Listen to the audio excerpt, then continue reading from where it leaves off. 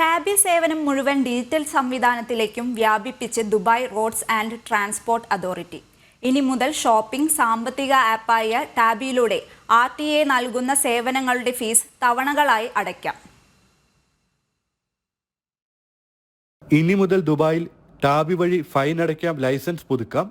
Tabby സേവനം മുഴുവൻ digital സംവിധാനത്തിലേക്ക് വ്യാപിപ്പിച്ചതോടെ RTA നൽകുന്ന സേവനങ്ങളുടെ പണം 4 ഘട്ടമായി അടച്ചാൽ മതി.